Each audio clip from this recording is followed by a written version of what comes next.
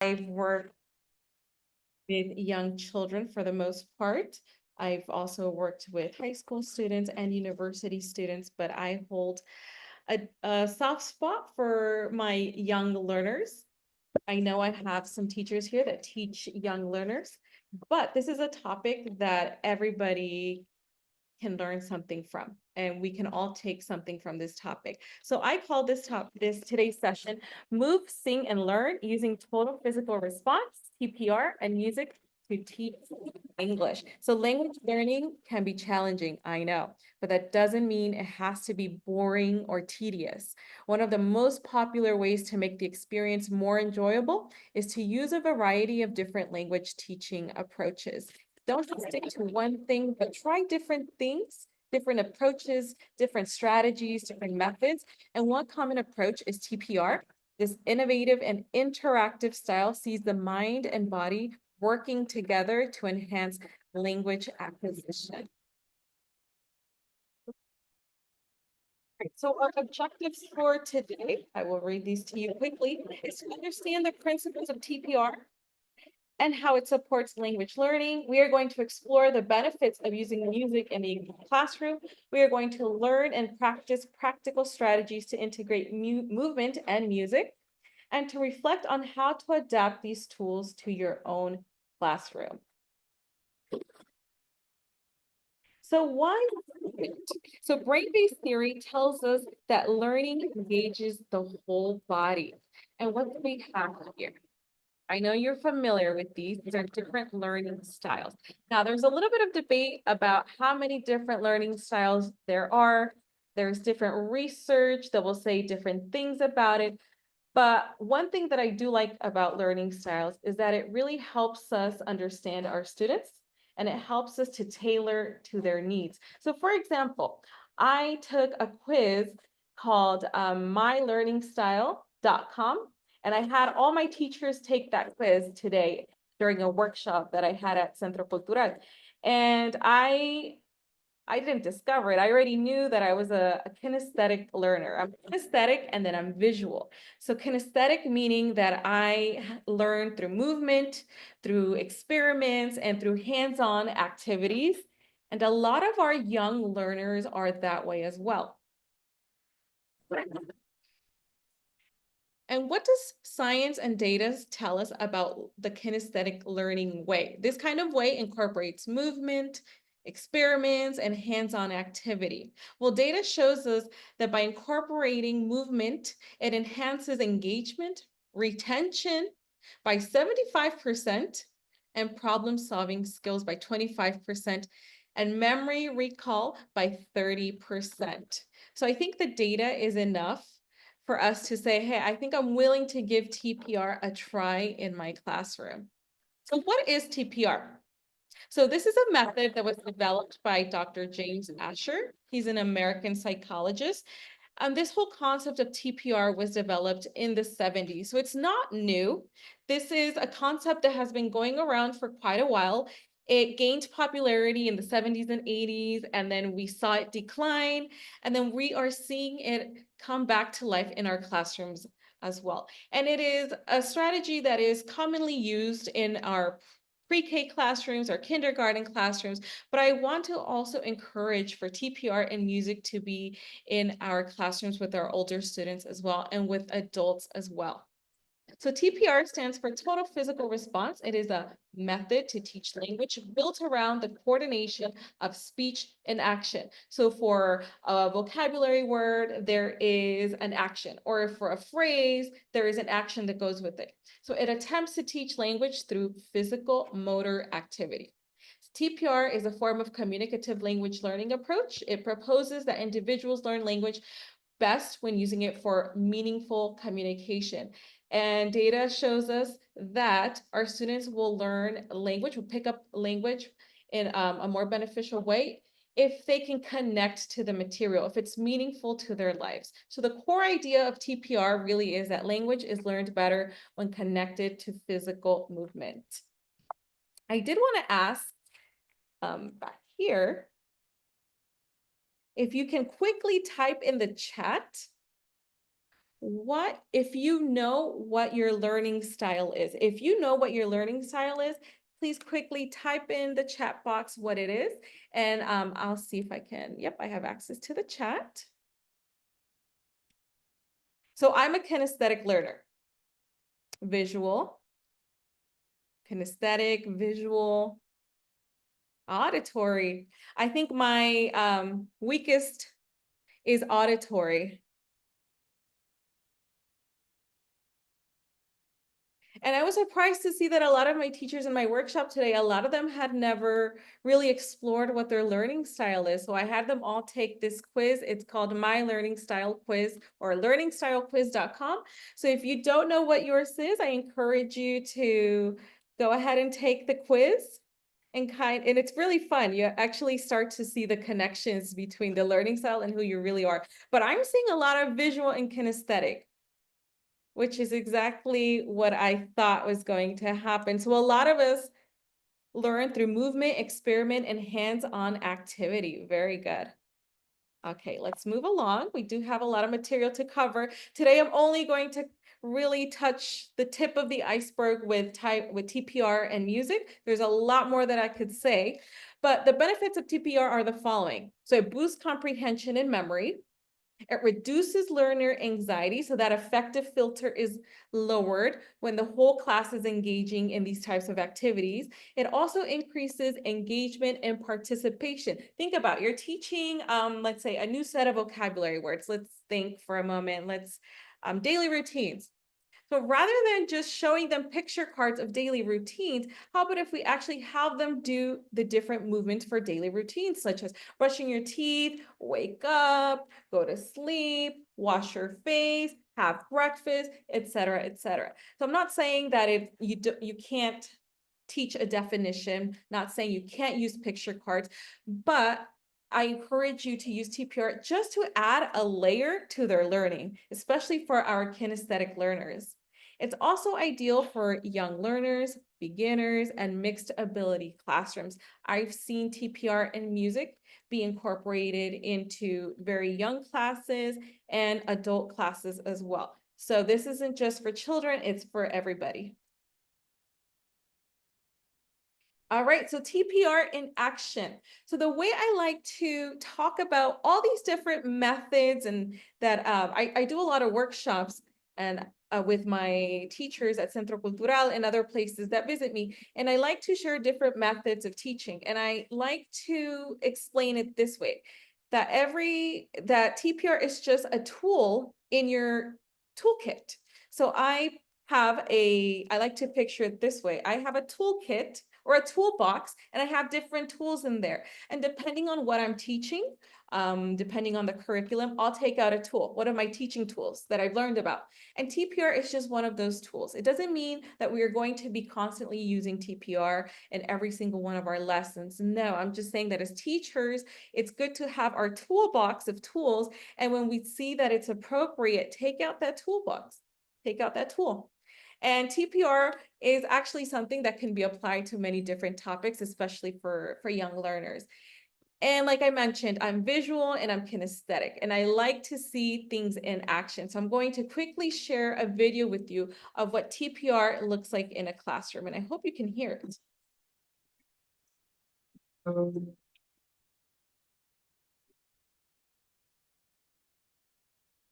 Total physical response is a really great way to teach vocabulary to students. It forces them to think very abstractly about language, and so they have to use their bodies to move and define language, and it forces them to solidify it. No, let's read the definition. It's always important to start with a simple student-friendly definition. After you have that, they need to come up with a physical movement that they create themselves. How can we make our bodies show this definition? To make something pretty, how can we use our body? Oh, look at what Jesus just tried. Show us one more time. If it's something student-made, they have ownership over it. And so they are more likely to remember it that way. you make it a game. You have them respond to your prompt by pointing to them and saying, okay, give me the word decorate. And they have to orally say the definition and also Elephant. act out, or the physical response has to be done at the same time. It's great because with enough consistency, you can have some of these groups learning 60, 70 words in a year. It's a really powerful thing for English language learners, especially who have a hard time grasping new vocabulary. By the end of the year, they were quizzing each other and they have so much ownership over it. Again, going back to that definition that they create, it's all on them, and it's powerful stuff. All right, so a couple things stood out to me about, let me just exit out of it.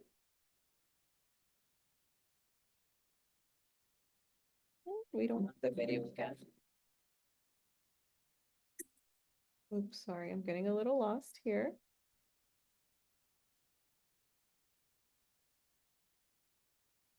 Bear with me.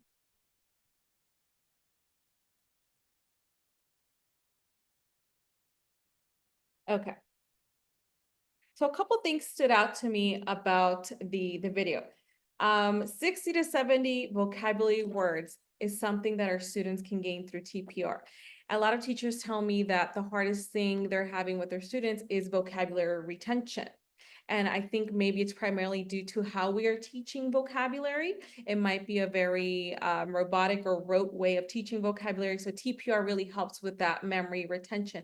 And ownership, he mentioned that word ownership. When you incorporate students to help you come up with these commands, it makes it feel like they were the ones actually teaching and it becomes their product.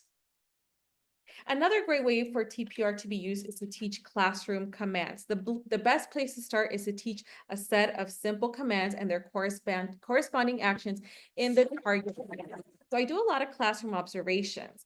And what I see in a lot of the beginner classes is that teachers and students are using Spanish for things such as giving classroom commands. And we know that we have a very limited amount of time with our students. So really using as much time as possible to speak English is very important. So one way to mitigate that issue of classroom commands and not saying them in Spanish, rather saying them in English, is to use TPR. Let me give you an example. So when we want our students to look at something, rather than just standing there and saying, okay, students, okay, look at the board, do a command. All right, students, look at the board. Listen up, everybody. Quiet down. Stand up, sit down, open your book, close your book, even classroom commands to use the restroom or to get a drink of water. So if you look there, this is sign language for, I think, R, and this is sign language for water. So TPR is great for classroom commands. Use them, try them, build on them. Don't teach 5 classroom commands at a time. Start with 2 or 3. These are things that we are going to use constantly throughout our day. These types of commands, we're going to use them every single day. So eventually they are going to be memorized by our students. So for me, starting with a new group of students or at the beginning of the year, I really concentrate on teaching classroom commands so that our classes flow easily. Now, I do want us to jump into the role of music in language learning. So, what does music do? Songs help pronunciation, rhythm, vocabulary, and grammar acquisition. I'm thinking about British bands, for example. I always used to wonder this. I love Coldplay, I love Adele, and they have really British thick accents when they speak English. But when they're singing, somehow they pronounce everything beautifully. You hear every single sound, their intonation, their rhythm, and that's because music does that. Music also creates a joyful, memorable learning environment for our students. I can't think of a classroom without music. I can't think of a pre-K, kindergarten, first, second grade day without incorporating some type of music. It's motivational And also it's very important for cultural exposure. One thing that I heard and that really sticks to me and that I love to share is that you can't teach language without teaching culture. So I'm teaching the English language, but I'm not exposing my students to, I don't know, rock music from the 60s or 70s, the Beatles or Queen, or I'm not exposing them to pop culture. It's like we can't teach language without the culture. It's like learning language without a context. So this is a great opportunity to use music in order to teach culture as well. But it's very important to choose the right songs. We can't just say, oh, I love this song, I'm going to teach this song. No, there has to be intention. There needs to be criteria. There needs to be an objective with why you're choosing that song. So first question I would ask is, how do you want to use the song? Do you want to teach new grammar? Do you want to practice old grammar? Are you going to maybe teach new vocabulary? So think about what your objective is for teaching this song. The most popular way or form to use it is to look at new grammar structures and practice or review grammar. It's also important to look at criteria when you pick a song. Number one, is it age appropriate? I'm going to show you a song by Justin Bieber. I would not use that for my lower elementary, even though they might know who he is, but I don't want to expose them to a song about love at such a young age. I'd probably stick to something that is more childlike. Clear lyrics. When we talk about this, we're talking about lyrics that aren't using too much innuendos or idioms, or maybe has very vague vocabulary. So stick to some lyrics that that are easy to understand by your students. Also, that whoever's singing has a clear voice. I don't know if you've seen those TikToks, like what is that one? So Nike or Reeboks? I forget what that funny. There's a compilation of what Spanish speakers interpreted English songs. So try to stick to songs that are clear. Also songs that are repetitive in structure, where the chorus repeats. I don't know if some of you were in my actual TPR Minet workshops, either here or in San Miguel. And what we played around with was We Are the Champions by Queen. It was very repetitive, was very clear, and everybody at the end was singing the song. And that's exactly what we want to happen in our classrooms. Also, I find it very beneficial when I am introducing a song for these purposes to have a pre-listening, a while listening, and post-listening exercise. Just playing the song and, okay, guys, let's just analyze what it says. I believe it's not structured enough if we really want to reach our objective. So what do I mean by that? So we're going to practice. We're going to practice the simple past tense. So pretend we're in a classroom. I want to practice simple past tense with the song Love Yourself by Justin Bieber. These song lyrics include 12 different verbs in the simple past tense, 8 of which are irregular. For example, rained, broke, didn't, want, all of those. So the first thing I would do is a pre-listening exercise. And this can look many different ways. You can play maybe the karaoke version of the song and have your students guess the song. You can ask them if they know who Justin Bieber is. Maybe you could talk about that he's from Canada, an English-speaking country. So the US is not just the only English-speaking country. You can review vocabulary or phrases or idioms that are found in the song. You can have a discussion about what they think the title means. Love Yourself. What do you think that means, boys and girls? And like I said, I think this song would be more appropriate for teenagers, maybe 11 and up, 11 through 18. And so after I do my pre-listening exercise and my students have some kind of background knowledge, I got their wheels turning, then we can move on to the while listening actual exercise. So this is going to be the actual grammar exercise. So at this point, I would play the song. Hopefully it works.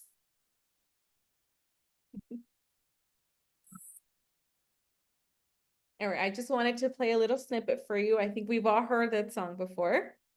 So while our students are listening to the song, I'll probably put it on slower motion, probably 0.50, 0.75 motion. And my activity is a fill in the gap. So they have their worksheet, they have to fill in the gap, and what they're going to fill in are the 12 different verbs in the simple past tense. So they have to keep an ear out for those. And then I'll play it once, I might play it twice, and if we have time, I'll play it a third time. But I know we're all time. So after that, we want a post listening, a way to wrap up this activity. This can be done in various ways. This could be your students can share answers with each other, or you can share as a classroom. What were the gaps? This is a great way to review the grammar. Another thing you can do, which is what I did in my workshops, my actual workshops, is that everybody sung "We Are the Champions" by Queen, and it got very fun and exciting. So your students can sing the karaoke version of the song. So they're practicing speaking as they're doing that, and they're practicing the grammar as well, because they'll be following along with their fill in the gap. Something else you can do if you have students who are a little higher, well, maybe now they can add a line to the chorus using the grammar structure that you're teaching. You can also interpret the lyrics at this point. After listening to the song and having the lyrics in front of you, now maybe we can have a discussion about what do we think this song was about. Give me a thumbs up if you like this song. You can leave that in the chat. I'll play a couple more seconds of it. Oh, not that one. And I didn't want to write a song because I didn't want anyone. And something I love here is that he uses the word wanna a lot and gonna hit my phone up. So these are all very common phrases that we are all actually using to speak in the US. So a lot of your students might say, but Miss, what we learn in our textbooks is not how they really speak in the US, and it's true. So the best way to learn language, I've always said, is listening to music, movies, because that's the kind of language we are using on our day-to-day basis. I wanted to show you that. Okay, let's move on. And you can do this with many different songs. I actually left the link here. So when the presentation is shared with you, if you click the link right here that's in the corner, it'll take you to a page. I think it's called ESL's lyrics or something like that. And it'll give you a list of songs, and it'll give you how to use it and for what purposes. It might be for grammar, for vocabulary, and it also gives you ideas for pre-listening, while listening, and post-listening as well. So take advantage of that. All right. Now, my favorite part is combining TPR and music. I think that's very powerful. Here are some example songs that we can use. Very popular and common one is head, shoulders, knees, and toes. If you're happy and you know it, clap hands, that's another one. That one also uses feelings and emotions and different body movements. The wheels on the bus go round and round, round and round, round and round, right? The wipers on the bus go swish, swish, swish. Here's another thing. Teachers, we cannot be shy in our classrooms. I remember when I first started off, I was like, I have to sing. Oh my goodness, I don't sing. I barely dance. But I've always said, when teachers get in front of their classrooms, you become a different person. We have alter egos in our classroom. Who I am in my classroom is really not who I am in real life. Maybe not 100%, but I say that when we're in the classroom, we are different. We're actors.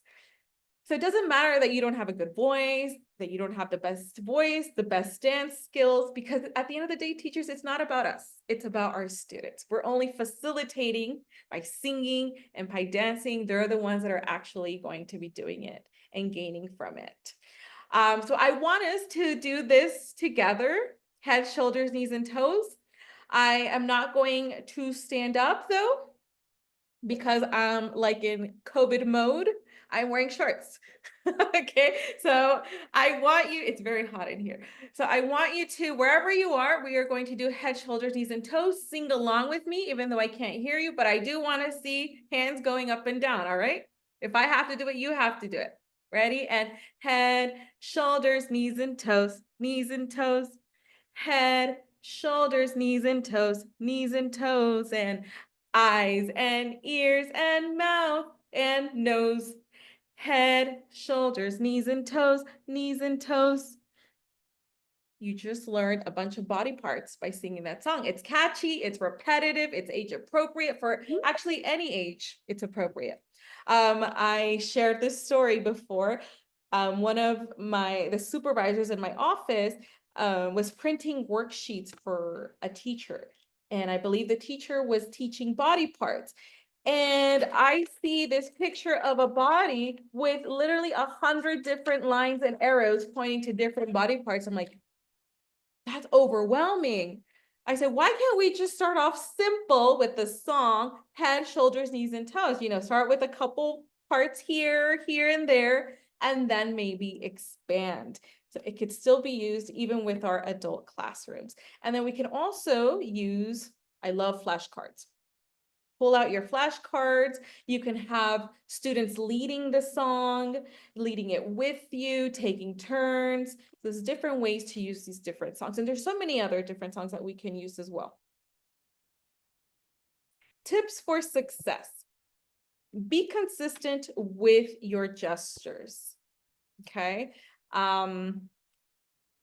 One day your stand up can't change to a different gesture. Your open your book can't change. Your students are getting used to the language, they're getting used to the gesture. So let's try to stick to those. And like I said, only introduce a few at a time. Don't overwhelm your students. Encourage student-centered creative movements. So as you're creating these movements, ask for your students' input. Like we mentioned before, ownership is very important to motivation and student-centered classrooms. Repeat regularly for retention. If you are going to say, I think this school year or with this new group of students, I'm going to really try my best to teach classroom commands through TPR. If that is your goal, if that is what you want to do, stick through it.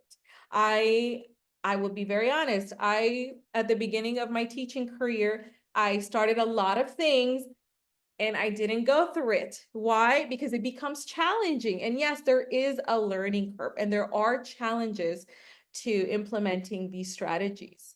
But the key is consistency, it's repetition daily. And after some time, you'll see the fruit. The fruit comes to life, okay?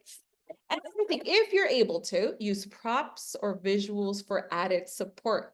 Use those flashcards. I love a good flashcard. If you can't bring in real fruit when you're teaching fruits, a note card is more than enough as well. So don't forget that realia is very important. How can we adapt TPR for different levels? Okay, so we talked about for beginners. I think it's the easiest for beginners. Also because there's just so much material out there for beginners. There's a lot of songs on YouTube. Too many. You actually have to choose which one you're going to use. For beginners, I like TPR for simple commands, for songs, for dance-alongs, for brain breaks. I like to use music and movement. For our older learners, maybe incorporating jazz chants into our lessons. Maybe analyzing a rap song and catching the grammar mistakes or a role play. So what are chants and why do I like chants? So chants are rhythmic and repetitive phrases or sentences that are spoken or sung, often used in language learning to enhance various skills such as improved pronunciation and intonation, enhanced memorization, and multisensory learning. So here's a popular one that our students learn when we teach numbers. So not only are they learning numbers, they're learning extra vocabulary. So 1, 2, buckle my shoes. 3, 4, shut the door. 5, 6, pick up 6, 7, 8, lay them straight. 9, 10, a big fat hen. This is a very popular chant that we learn in the US as children. Another one would be row, row, row your boat gently down the stream. That's another chant. Humpty Dumpty sat on the wall. Humpty Dumpty had a great fall. So if you see, they all have a rhythmic pattern, it's repetitive. And maybe you're saying, okay, but none of these chants maybe have anything to do with what I'm teaching or with my curriculum. Well, what I'll say to that, it goes back to teaching language through context. Um, so chants, these kinds of chants are very popular in the US, in Britain, in the English speaking world. There's a lot of jazz chants, a lot of poems. And these are all things that I didn't learn at home. A lot of these children, native English speakers learn a lot of this at home, but I was raised in a Spanish speaking household. So I remember I learned all of these chants, all of these little songs, all of these poems through school, through my classmates, through my teachers. And this is part of English language culture. So that is why I encourage maybe exposing your students to these types of poems. Mary Had a Little Lamb is another one. Maybe if it's just for a warm-up, just show it for a warm-up, show the words, show a video that goes with it, maybe talk about what it means, what is it trying to teach, etc., etc. So take advantage of jazz chants and poems and rhyme as well. Okay, I think we still have time here. This is just a story of how I use TPR, a real life story, and I actually did my master's thesis on TPR. And what I did was I experimented on my own students. So I wanted to prove that students who were exposed to TPR had a higher rate of vocabulary retention than my students who I did not teach them vocabulary through TPR. So I had two groups, my A group and B group. In the US, I had to teach English to English language learners through content, meaning through science or social studies. That's how we taught the language. And so I had to teach science, parts of a plant, to kindergarteners. So they had to learn all those parts of the plant, and they had to learn their function as well. They had to know where were the roots and that the roots pulled up the water, brought it up to the stem. That's a lot of language, a lot of vocabulary. So I thought, how am I going to teach this? And I knew right away, TPR. And then this became my thesis for my master's. So I had my A group and my B group. And I can't tell you the whole process, but I want to show you the song that really solidified my students' learning. So I exposed them to parts of a plant by labeling, doing a little craft and labeling. I read books to them about plants. I brought in real plants as well, and they got to look at them and touch them. We planted seeds and they grew their own plants. And then I added TPR to their learning. And I think this is what really solidified the vocabulary for my students. So this was a great song that I found, and I'm going to show it to you.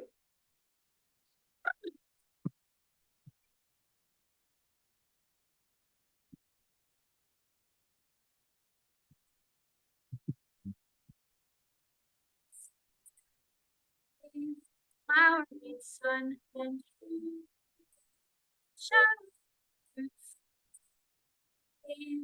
Flower needs sun and air and a little rain shower. Start with a tiny seed in the ground, buried in the dirt, roots will be found. The roots get water and form a base. The roots will hold the plant in place. Isn't that a catchy song?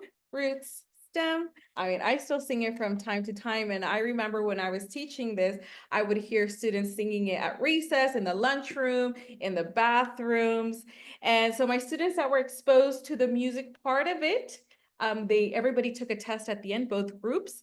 And yes, data showed that my A group did significantly better at labeling parts of the plant and telling me what their function was, rather than the B group who only learned the traditional way, which was I showed them a plant, I just pointed to the different parts of the plant, very traditional. So I say that it's tested and true.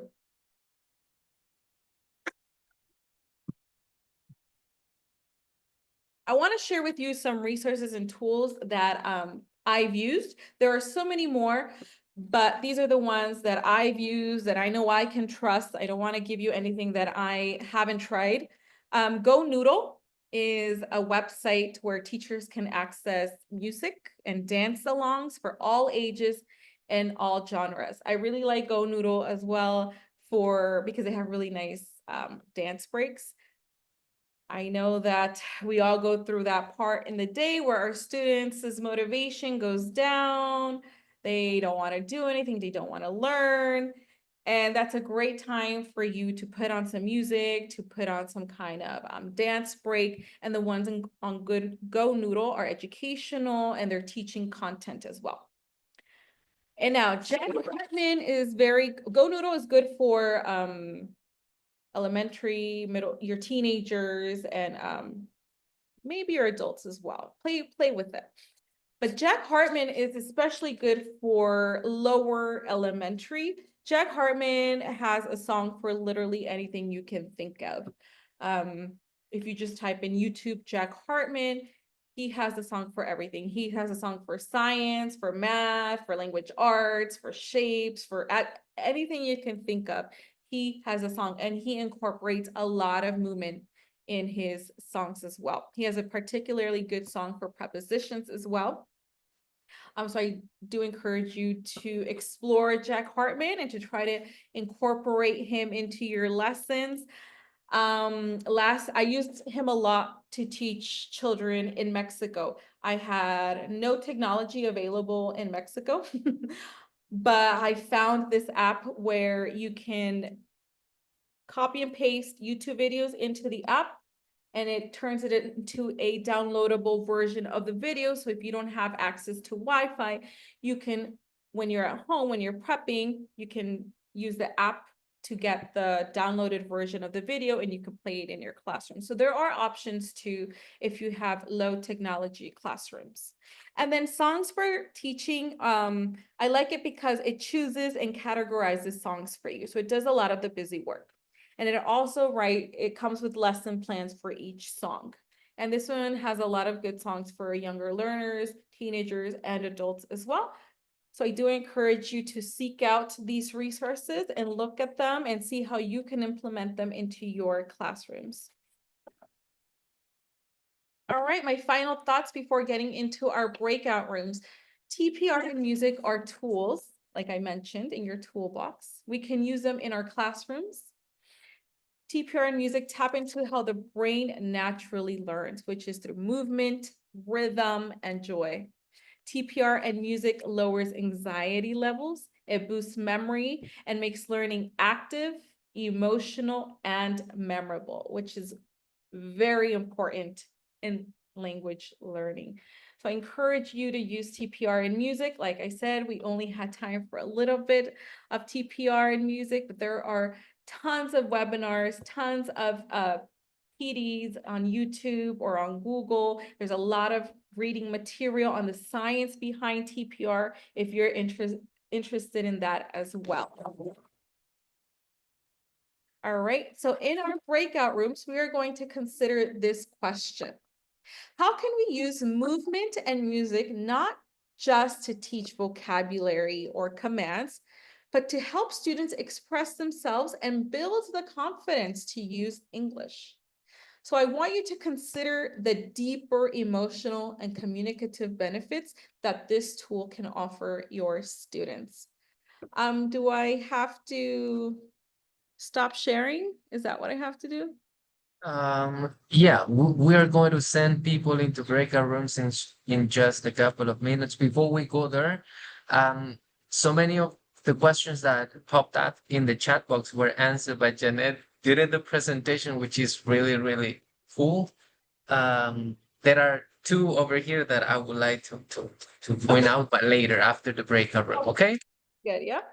So, team, in a few minutes, well, in a couple of seconds, you will see on your screen a message inviting you to join the breakout room. Approximately, you will be working with 7 other people. Use this space for sharing ideas on how to. Okay, can you repeat the question, Jeanette? Yes. Uh, How can we use movement and music, not just to teach vocabulary or actions, but to help students express themselves and build their confidence in using English? So we want to consider the deeper emotional and communicative benefits that the tool can offer. Right. So you will have like 5 minutes. Oh, yeah, 5 minutes to discuss, and we will pull you back to the main room after that. So once again, use this time wisely. Share your ideas with your fellow teachers.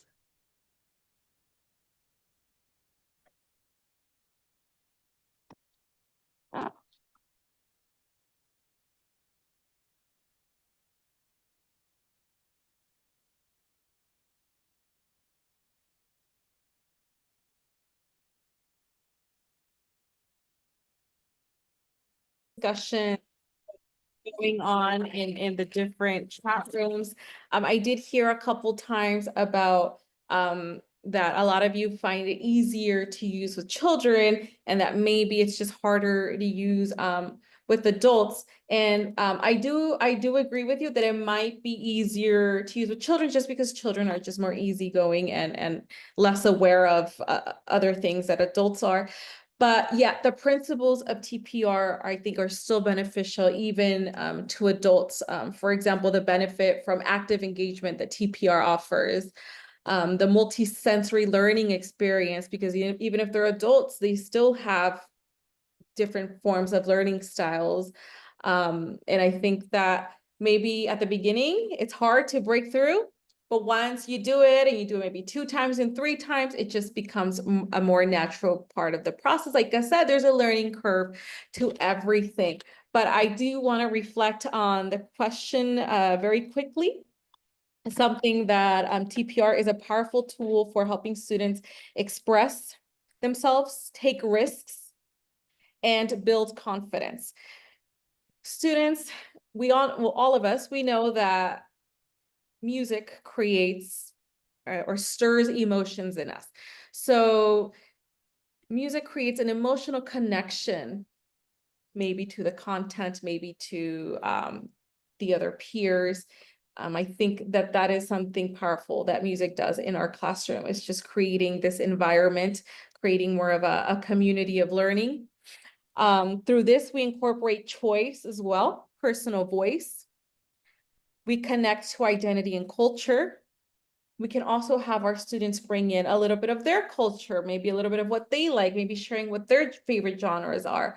I know in Mexico, we had fun with music because our students would bring in music from their different cultures, even though Mexico is one country, but there are a lot of different cultures within Mexico, and therefore a lot of different music styles. So that was fun to see. It was a learning experience for myself as well. And Ovidio, I'm not sure if we have time for a question or two. We do have time in the did you pick a question? Because I have No, one I here. didn't. No, if you want to go ahead. Somebody said, what will be the greatest challenge and how to address it in terms of music and those students who don't feel like they like music? Hmm. Right. So going back to learning style, so it might not be everybody's choice of or method of learning content. And that is understandable. I think that if you already know that student and you know that it's a no-go, I mean, I would say I would encourage for them to try it. Definitely, maybe 1, 2, or 3 times. encourage them to try it if it really is not resonating with them. I would not like to pressure them into doing something that they're not comfortable with, because what that creates is stress and anxiety, and that is not what we want in a language classroom. So maybe the student can, he can resort to doing something different during TPR. Maybe flashcards would work better for him. Maybe he just, the singing component is, he's comfortable with only the singing component, or maybe only the movement component. So TPR is not something that we can really pressure anybody into doing. I would leave it as an option, but I would encourage, like any other learning experience, for you to motivate them to at least try it. Thank you so Maybe much. they'll like it. Right? Maybe they'll I like it. Maybe yeah, we'll discover a talent there. right. So thank you, Jeannette, for sharing this wonderful idea.